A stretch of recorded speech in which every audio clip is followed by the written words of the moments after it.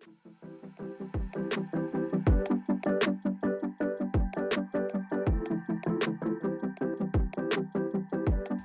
team, welcome back to the Fencepost Podcast brought to you by the Georgia Army National Guard. My name is Command Sergeant Major John Ballenger, and we're picking up where we left off from part 1 of the Fencepost Podcast. This is the Sergeant Major's edition.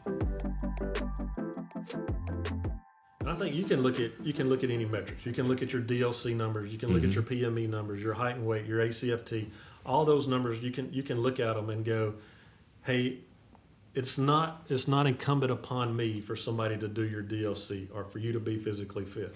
But I'm telling you, when we start looking at how well your center of influence is, whether that's a squad, whether that's a team, whether that's a platoon, all the way up to me, you know, that's what my boss is going to grade me as, you know, is how well the Georgia Army National Guard is doing. Right. So when we take that center of influence and we look at that non-commissioned officer and say, hey, we're not just going to judge you based on, and we all know those bullcrap bullet comments Right. that are put on there, right? But base you on metrics that your center of influence is actually doing. That's, to me, is when you're going to see change. Because we're Absolutely. going to hold leaders accountable for doing their job, period. So as you start segueing into DLC and PME, right, and we start holding others accountable, right, we have to influence completion of those things. Yes. One of the biggest issues I have, you already know what I'm going to say, is we renamed it from structured self-development to a distance learning course. Hey, soldier, if you don't have initiative to finish your PME, I don't want you in my formation. Because now you don't have the initiative to do the tiny things, the safety checks, the PCCs, the PCIs, to influence younger soldiers to do the right thing too. So if I can't get you to do that, other than forcing you, get in the computer lab somewhere and sitting you down and forcing you to do it, is that the person you want to your child's left or right? I don't believe that some of the soldiers don't understand why they're doing the DLC. Right. A lot of times, like, we need you to go do it, just do it. Right. But they don't know. Oh, this you're doing it because so you can be consideration to be an NCO. Some of those soldiers are not getting the information out there from last year when we discussed it and we put it out there and we started doing the videos for the SRP. A lot of the soldiers didn't know what it took to even be considered to be on the EPS list and what the OML was. I'll tell you, you know, my gonna trade 10-year-old, he doesn't have the initiative to take a bath every night. Yeah. Right? But I That's know true, that's too. important for him to do. So I have to, just like you, Sergeant Major, have boys at home who don't like to take baths, right? I but think you they're know they're about day 4 that's right now. That's right.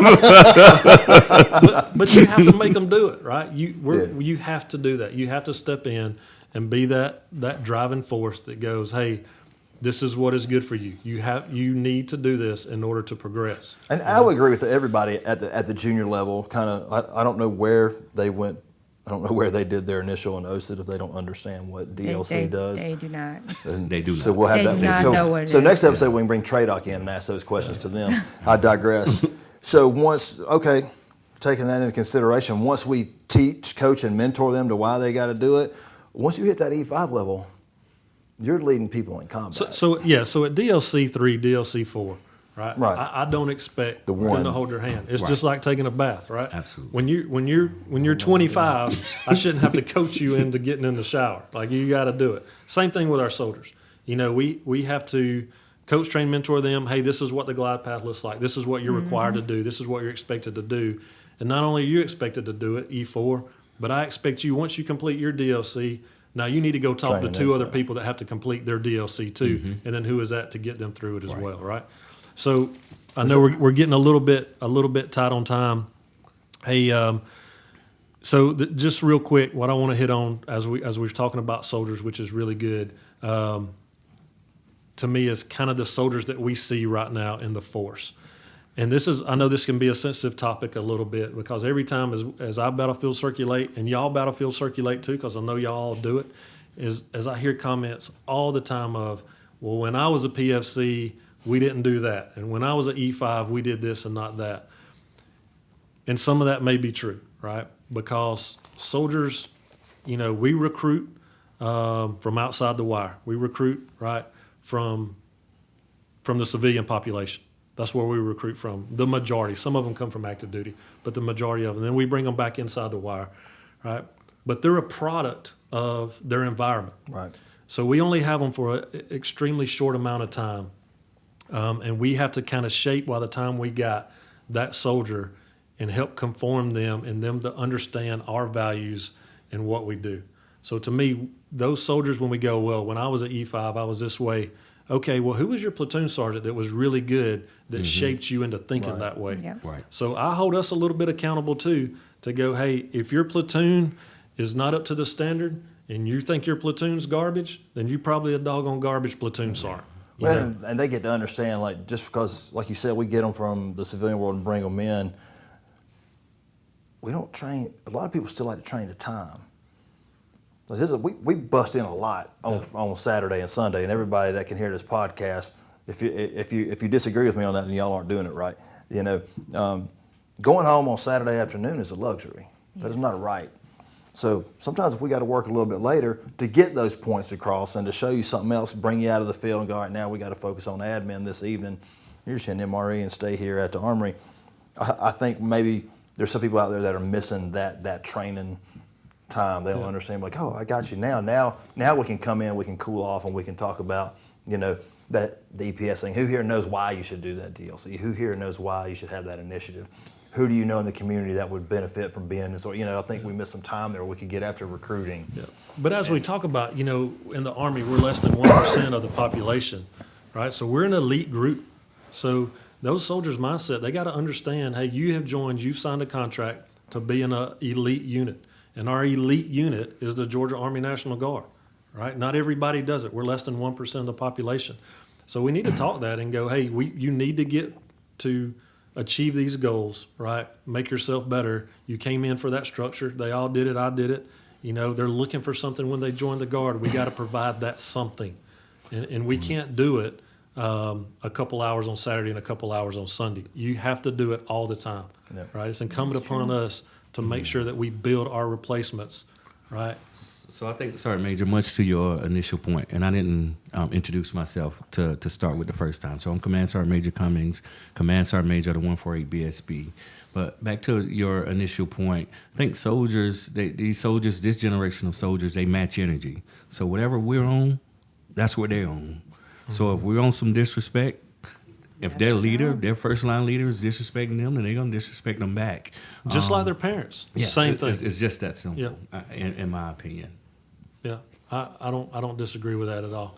Hey, so we're going to kind of wind it down just a little bit. Hey, I'm extremely proud to be your state Sergeant Major. To be honest with you, as I look at Sergeant Major Keeney and we kind of talked that, I didn't think me or him, either one, would ever think we'd get past the rank of E4 or E5. I know I did not. I was 4 or 5 times. Yeah, me too. You know, I'd like to hear that story. I've got That's a bunch. That's a different podcast.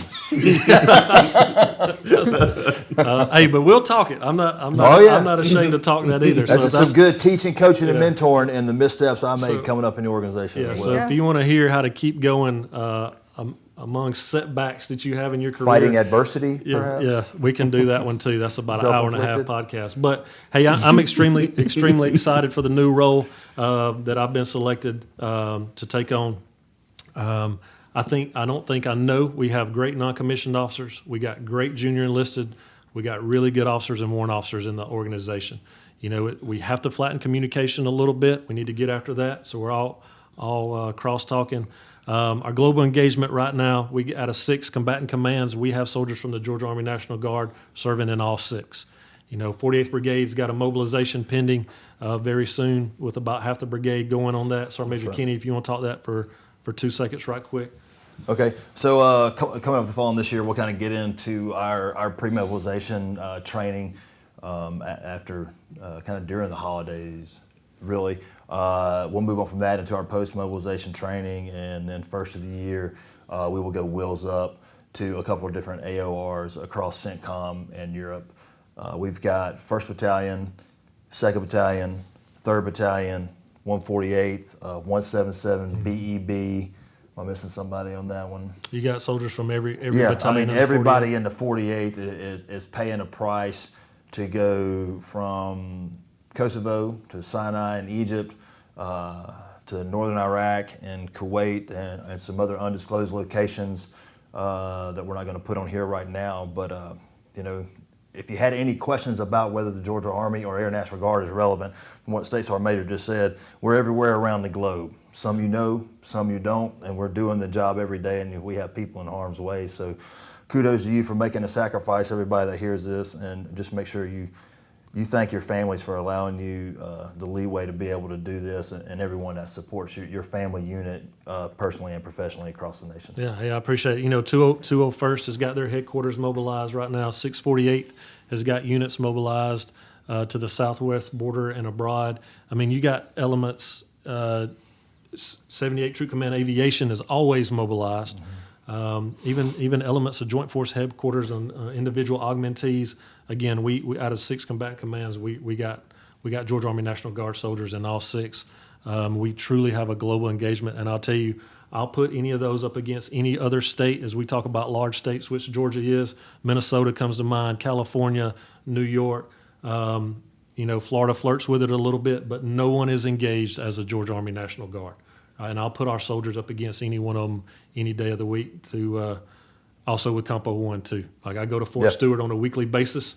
I see that what their product is, and it ain't even close to what our product is. And we only get our soldiers a very, very limited, finite amount of time, and we still are producing the best of the best. So, hey, I appreciate it. Make sure if you want to hear some topics and you want to hear us get together again and talk, just let us know what you want to talk about, and we'll spin it up and get that communication out there. Hey, I appreciate it, Sergeant Major, for y'all joining me today and getting the first Fencepost Podcast, Sergeant Major's edition out. Thank you.